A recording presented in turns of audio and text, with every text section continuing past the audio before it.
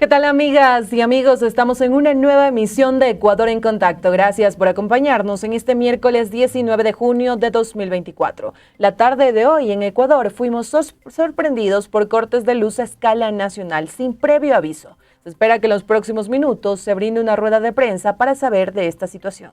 Mientras eso sucede, les ampliamos la información, así que vamos a conocer los titulares que han marcado la jornada.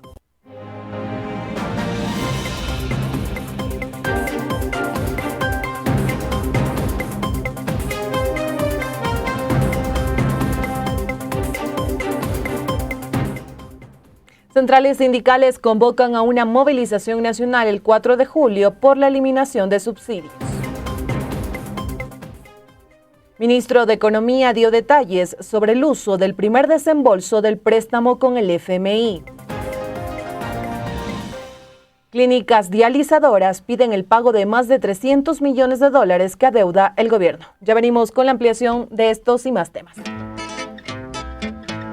La Sierra. La Amazonía, La costa y Galápagos. Enlazados a través de la radio. Corape, Red Nacional de Noticias y Comunicación. Iniciamos, amigos y amigas, y tras el anuncio oficial de la eliminación de los subsidios a las gasolinas Extra y Ecopaís, que lo hicieran autoridades de gobierno este 18 de junio de 2024, desde las centrales sindicales aglutinadas en el Frente Unitario de Trabajadores, se rechazó esta medida y se convocó a una movilización nacional para el próximo 4 de julio. Conozcamos un poco más junto a nuestro compañero Rolando Goyes. Corape informa. Y el país se integra. Una vez que el gobierno oficializó que a finales de junio se eliminarán los subsidios a las gasolinas Extra y Ecopaís, desde el Frente Unitario de Trabajadores FUT se rechazó la medida, por lo que se convocó a una movilización nacional para el próximo 4 de julio. Así lo dijo José Villavicencio, presidente de turno del FUT. Convoca a una gran jornada de movilización para el 4 de julio en todo el país. Queremos frente a eso anunciarle al país que venimos conversando con distintas organizaciones sociales, con el movimiento indígena y que estamos ya en actividades, en recorridos en el país para obviamente exigirle al gobierno que vote abajo este nuevo paquetazo económico en contra de los ecuatorianos. Añadió que esta acción del gobierno responde a las exigencias del Fondo Monetario Internacional FMI para la entrega del crédito y que la eliminación de subsidios generará el incremento en otros productos. Se va a incrementar la inflación a un 5%, se va a perder el poder adquisitivo, el alto costo de vida que ya vimos con los 3 puntos del incremento del IVA que bordea los $830. Una agudización del poder adquisitivo. Eso es lo que va a ocurrir con la política neoliberal. Para Marcela Arellano, presidenta de la CEOLS, las condiciones económicas en el país empeorarán, debido a que al eliminar los subsidios, varias empresas tendrán que recortar personal, como es el caso de las distribuidoras de combustibles. No hay una sola plaza de empleo generada por este gobierno. Hay disminución del empleo. El seguro social, la afiliación al seguro social lo dice así.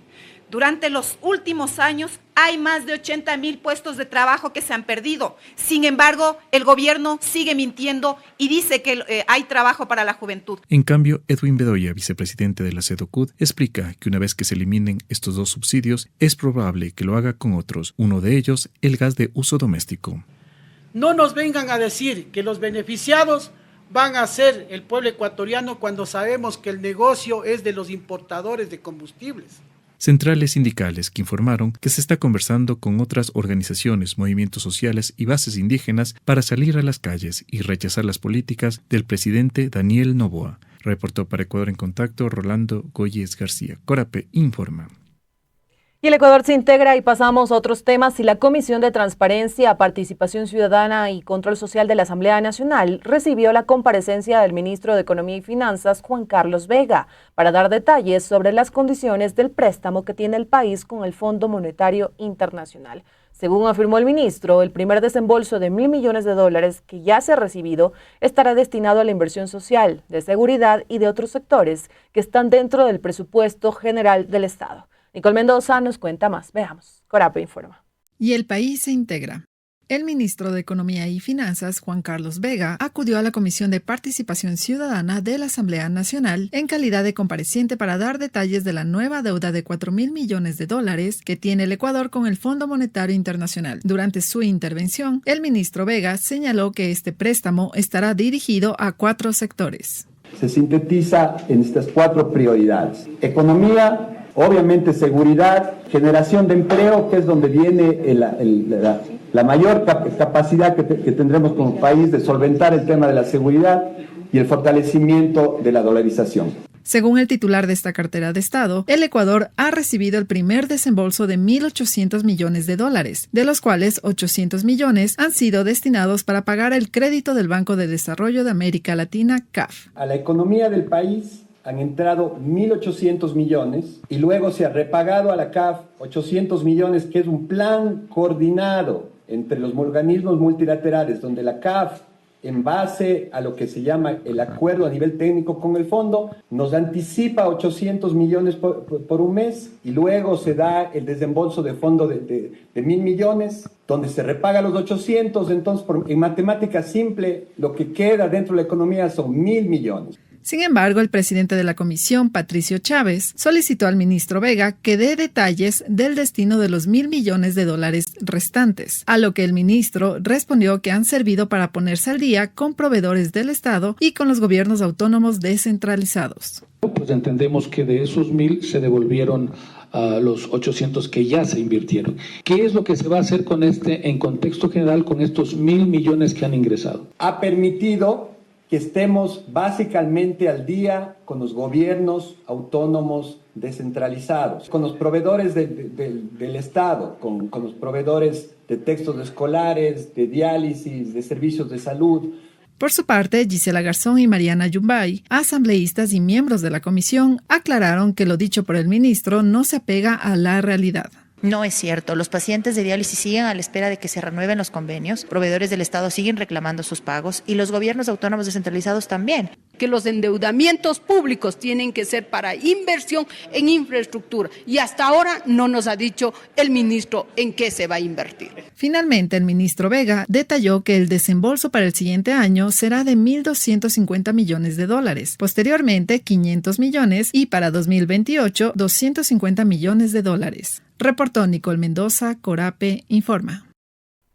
Y el Ecuador se integra y continuamos con más temas de la coyuntura nacional y contarles que hasta los bajos de la Corte Constitucional en Quito llegaron familiares, pacientes y representantes de clínicas dializadoras para pedir a la entidad que se dé cumplimiento a la sentencia 1616 del 20 de septiembre de 2020, donde se estipuló el pago a estos centros por parte del gobierno. Dicha resolución aún no se cumple y la deuda ascendería, escuchen bien, a cerca de $300 millones. Rolando Goyes nos cuenta más. Corape informa. Y el país se integra. Ante los constantes reclamos que el gobierno pague las deudas que mantiene con las clínicas dializadoras, pacientes, familiares y propietarios de estos centros acudieron hasta la Corte Constitucional para pedir a los magistrados se dé cumplimiento a la sentencia 1616 del 20 de septiembre de 2020, cuando se estipuló la cancelación inmediata.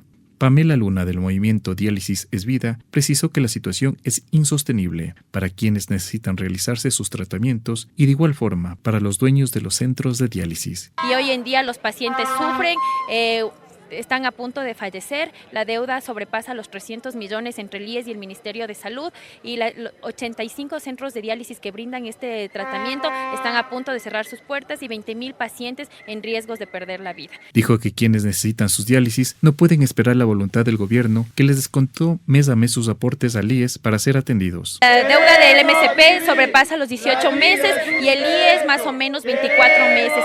Ya las empresas ya no tienen los recursos para poder seguir comprando los insumos y los pacientes sin 3 diálisis que no se den inmediatamente fallecen. Alejandro Espín, representante de las clínicas dializadoras, mencionó que pese a no contar con los pagos se continúa dando el servicio, pero que sus proveedores ya no pueden esperar y menos seguir prestando los insumos. Nos estamos quedando sin crédito, nos estamos quedando sin proveedores que quieran seguir trabajando, nos estamos quedando sin personal porque la gente sin su salario también renuncia y se va. Y mientras no tengan una respuesta de las autoridades, los plantones y movilizaciones serán sus acciones de protesta, dijeron familiares y pacientes. Recibe diálisis martes, jueves, sábado, 3 veces a la semana. Y ¿Al momento tiene este tratamiento o se ha dificultado? está un poco dificultoso. Necesitamos que nuestras dolencias y nuestro tratamiento sea adecuado y no nos dejen de hacer, ya que ustedes saben que la diálisis es nuestra forma de vivir. Esta vez, con el grito de diálisis es vida, optaron por cerrar la calle que atraviesa por los bajos de la Corte Constitucional y colocar pancartas y carteles donde se representaba el peligro de no contar con las diálisis. En los próximos días continuarán con más acciones similares hasta tener una respuesta de las autoridades de gobierno. Reportó para Ecuador en Contacto Rolando Goyes García. Corape informa. Y el Ecuador se integra y pasamos de inmediato a otros temas y contarles que nuestro país experimentó un apagón repentino alrededor de las 3:15 de la tarde de hoy miércoles 19 de junio de 2024. Roberto Luque, el ministro de Energía interino, explicó que la causa fue una desconexión en cascada. Según el reporte inicial de SENACE, una falla en la línea de transmisión provocó una desconexión en cascada, dejando al país sin servicio eléctrico. Estamos dedicando todos nuestros esfuerzos para solucionar este inconveniente lo más antes posible, anunció el ministro en sus redes sociales. Contarles que aquí en la capital ecuatoriana, en Quito, los ciudadanos reportan que los semáforos de las principales avenidas están fuera de servicio debido al corte de energía. La Agencia Metropolitana de Tránsito indicó que la interrupción eléctrica afecta a 1.027 intersecciones en la ciudad y que 580 agentes están regulando el tráfico en toda la metrópoli. Además, el servicio del Metro de Quito y del tranvía se ha suspendido. Y continuando con este mismo tema, también contarles que el Ministerio de Educación ha suspendido las clases presenciales nocturnas a nivel nacional debido a este apagón causado por un fallo en la línea de transmisión eléctrica. Esta medida está vigente desde hoy 19 de junio y continuará hasta que se restaure el servicio de electricidad. La suspensión afecta a todas las instituciones educativas públicas, privadas y municipales para garantizar la seguridad de estudiantes y profesores. Sin embargo, las clases de las jornadas matutina y vespertina continuarán como de costumbre según lo comunicado por el Ministerio. Y contarles también, amigos y amigas, que desde el Ministerio de Energía se informó que se iba a brindar una rueda de prensa frente a este apagón nacional. Estaba con hora 5:30 de la tarde. Estamos también a la expectativa de que se brinde esta rueda de prensa y conocer un poco más los detalles de este apagón que se ha dado a escala nacional, porque en algunas partes del país todavía se sigue, en este caso, sin tener servicio de energía, y es un tema que se ha denunciado en las diferentes redes sociales. Pasamos de inmediato a otras noticias aquí en Ecuador en Contacto y contarles que hoy 19 de junio el presidente Daniel Noboa entregó más de $10 millones a los municipios de Bolívar, Olmedo y Puerto Viejo para la rehabilitación de vías, dotación de agua potable y repotenciación de alcantarillado en esas zonas de Manabí. Noboa aseguró que cumple con su compromiso con esa provincia costera. Entre otros de los temas a los que se refirió fue a la situación de inseguridad en el país. Veamos sus declaraciones. Hoy entregamos 3 créditos que suman $10.3 millones para trabajos que benefician a 130.000 habitantes. Estamos cumpliendo con nuestro compromiso con Manabí. Esos fondos se destinarán a la rehabilitación de vías en Puerto Viejo, a la dotación de agua potable en Bolívar y a la repotenciación de alcantarillado en Olmedo. Son obras con un alto impacto positivo en la salud, la generación de empleo y la seguridad de la provincia.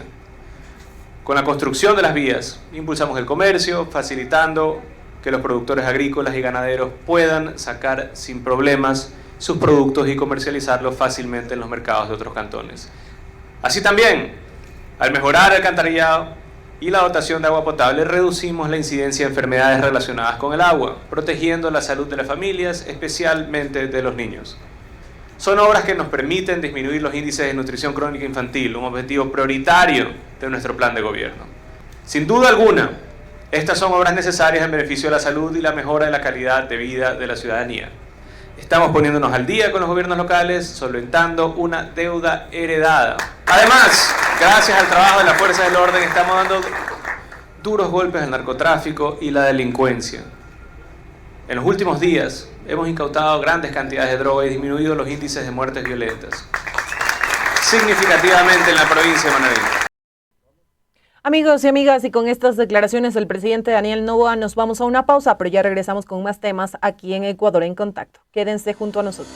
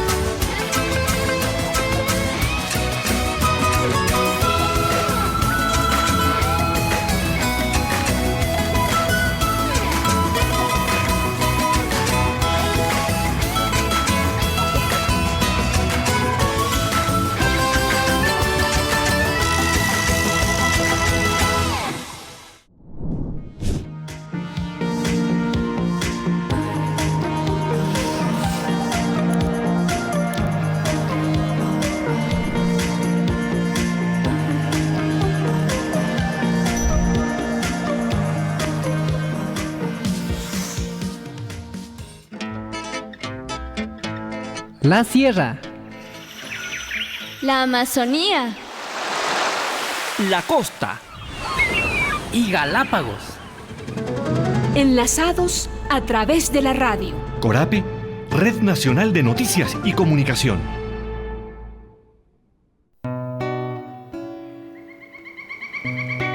Conservar el ecosistema es un deber. ¿Pero sabías que la principal especie en extinción es el ser humano? Cuidarlo es responsabilidad de todos y todas. Corape, por la vida.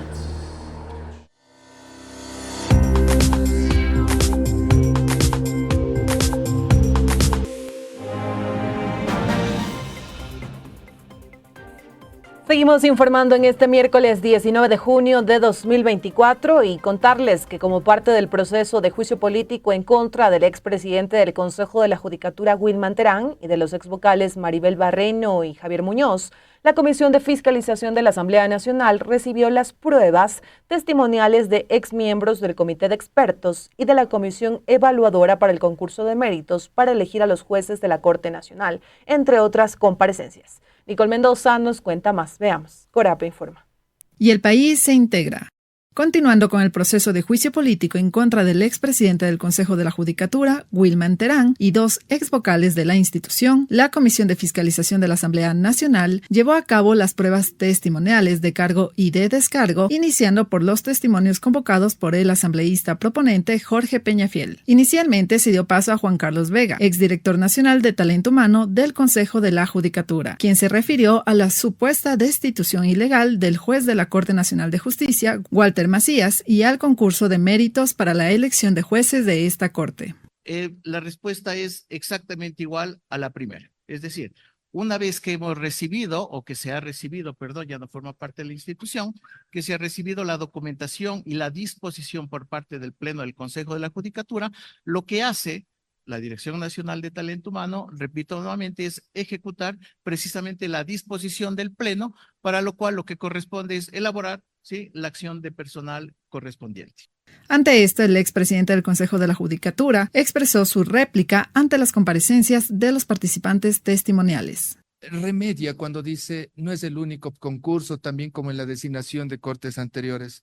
Sí, es así. Hay un reglamento, el 177-2021. Mi pregunta va enfocada si el observatorio evidenció y pudo detectar que dentro de este conjunto normativo existe una fase puntual en la cual se expresa o se visibiliza ante el público expediente de cada postulante. Por su parte, el asambleísta Camilo Salinas, del Movimiento Construye, quien acudió a la comisión en calidad de legislador con voz sin voto, señaló que de parte de la bancada se aportará con información para esclarecer estas irregularidades. Ayudar a esclarecer con algunas preguntas técnicas para poder darle insumos a este juicio político. De igual forma, el legislador César Umajinga ratificó lo mencionado por parte de los participantes testimoniales. Acabamos de ver varios problemas que ha existido dentro del observatorio, por ejemplo, de una fundación que indica que todos los concursos estaban viciados, incluso las hojas no estaban foliados.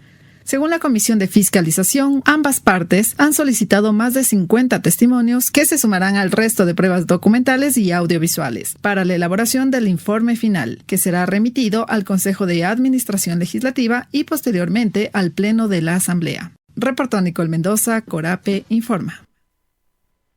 Y el Ecuador se integra y pasamos de inmediato a otros temas en este noticiero comunitario y contarles que de acuerdo con la información del COE provincial de Tungurahua, el número de fallecidos en baños de Agua Santa aumentó a 13, después de los deslizamientos ocurridos el domingo por la tarde, y también se señala que hay una persona desaparecida. Esto lo indicaron las autoridades de Tungurahua, presidido por el prefecto Manuel Caizabamba, quien comunicó que tras finalizar las tareas de limpieza de las carreteras, se realizará un análisis de los daños totales para establecer la cantidad necesaria para responder a la emergencia. El cantón con más afectación es Baños, pero se han registrado diferentes eventos adversos en Patate, Pelileo, Quero, así lo destacó Caizabamba. Veamos sus declaraciones. Sí, efectivamente, desde el día domingo, desde las primeras horas de la madrugada, domingo 16 de junio, tan pronto que en esta zona central del país y particularmente en la provincia de Tungurahua, que hemos tenido estas lluvias intensas que han provocado afectaciones graves en las vías, fundamentalmente vías estatales, vías intercantonales, interparroquiales, pero también afectaciones de fuentes de agua potable, de alcantarillado, también afectación de los canales de riego en los diferentes cantones de la provincia de Tungurahua. Hemos activado inmediatamente, sí, decirles a usted, querida gobernadora, sí, desde las primeras horas hemos coordinado el trabajo para que nosotros, las autoridades, las diferentes instituciones, podamos intervenir y de hecho reconocer, y más que todo el cantón Baños de Agua Santa es el cantón con mayor afectación, pero también lo es el cantón Patate, lo es también el cantón Perileo, lo es también el cantón Quero y demás cantones, pero con menor afectación fundamentalmente en vías. Y por esta razón nosotros, yo quiero agradecerles también y reconocer también a cada una de las carteras del Estado que se activaron aquí en la provincia y particularmente centralizados en el cantón Baños de Agua Santa. Y ahora, amigos y amigas, nos movilizamos hasta la provincia de Azuay. Y es que Javier Mogrovejo, presidente de la Federación de Transporte Escolar de la Azuay, junto con padres de familia y operadores del Servicio de Transporte Escolar de las Escuelas del Milenio en Victoria del Portete y Quingueo, se manifestaron en la gobernación de Azuay. Exigieron el pago de la deuda del servicio de transporte correspondiente a los meses de abril y mayo, que asciende aproximadamente a $100.000. Este servicio beneficia a cerca de 50 familias en zonas rurales, donde la falta de vías pavimentadas limita el acceso al transporte. El siguiente video llega gracias a nuestros compañeros de Radio Zona Onda. Veamos.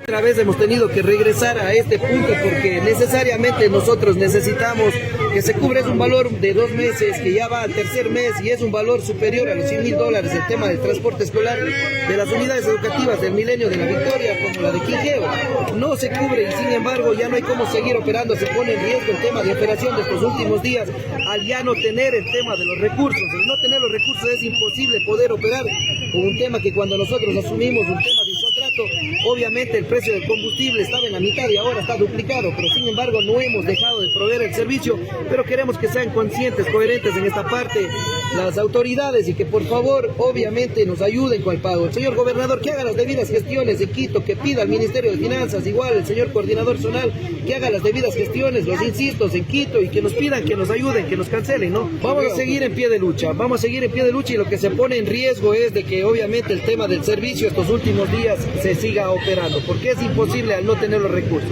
Sí, con el doctor Santiago, que es el nuevo coordinador zonal, nos hemos reunido, él ha realizado las debidas gestiones, pero los oídos son sordos ya directamente en Quito. El Ministerio de Finanzas es el que no acata, aquí nos han recibido, hemos conversado, el señor gobernador hace unos días atrás nos recibió, iba a realizar las gestiones necesarias y estamos a espera, pero ya no podemos continuar de esta manera, tenemos familia, tenemos hogares, hay deudas asumidas también, el tema de los vehículos y no podemos.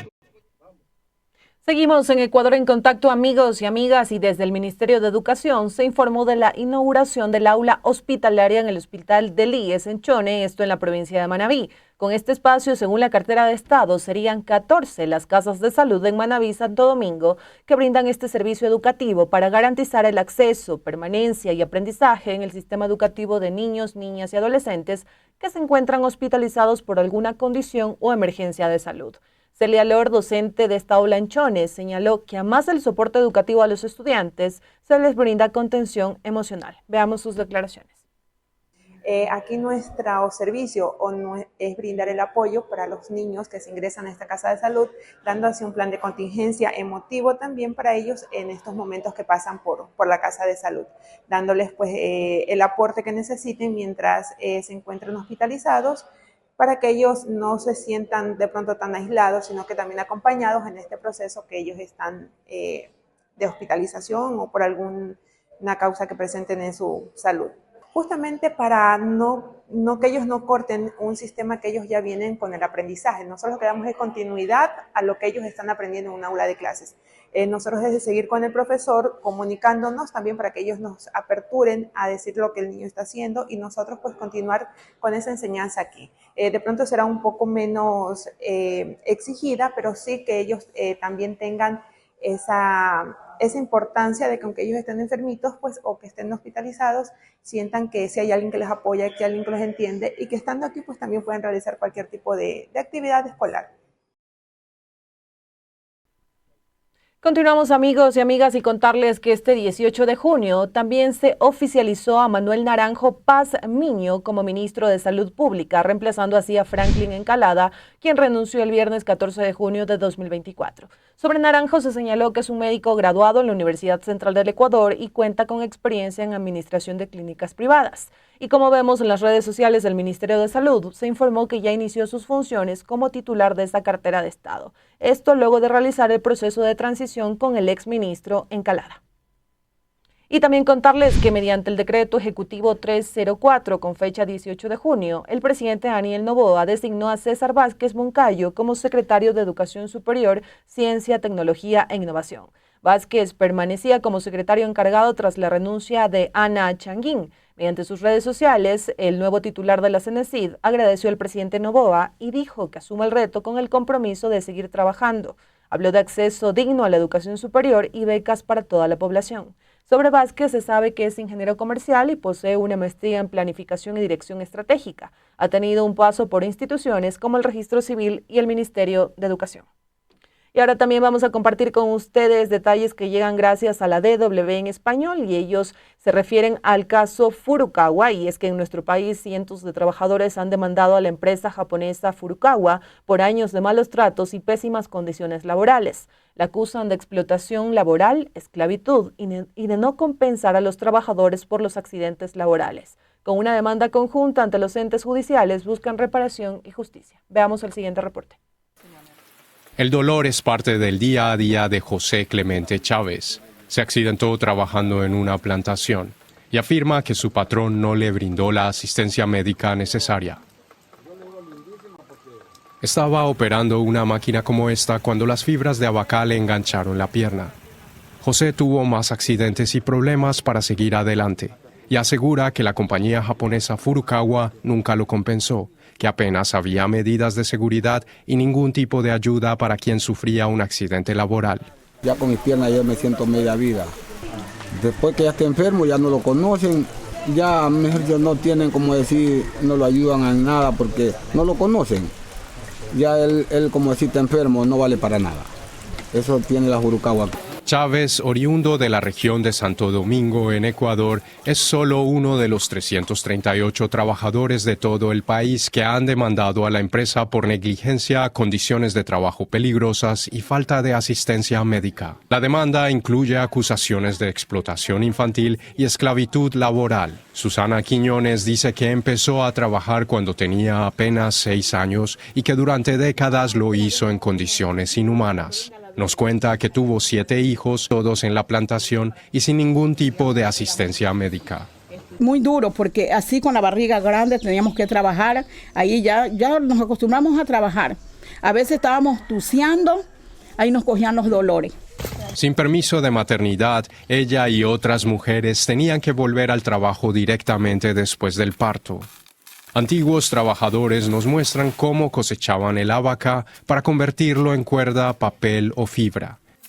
Y también hablan de lo peligroso del trabajo sin descansos ni días libres. Si no trabajaban, no recibían el jornal. Activistas afirman que más del 80% de los trabajadores vive en pobreza extrema. Durante el juicio contra Furukawa, el gobierno de Ecuador tuvo que testificar sobre su papel. Esto nos dijo la ministra de Trabajo. Gobiernos anteriores, incluido el Ministerio de Trabajo, no pusieron freno a una situación que desde mi punto de vista se convierte en uno de los casos más emblemáticos cuando se tiene que hablar de esclavitud laboral. En el caso de Furukawa existió de todo. El actual gerente de exportación de Furukawa insiste en que los obreros siempre han tenido seguridad social y atención médica, pero afirma que hasta 2018 la responsabilidad estaba parcialmente en manos de arrendatarios locales. Yo creo que la empresa pudo haber tenido una